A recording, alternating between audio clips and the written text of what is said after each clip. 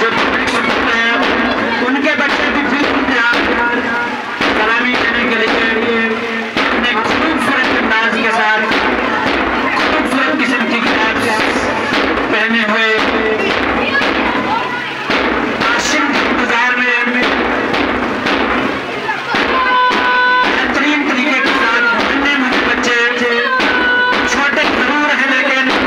अगर उनकी दलेरी देखी जाए, अगर उनका लहाजत देखी जाए, अगर उनका हुनर देखा जाए तो वे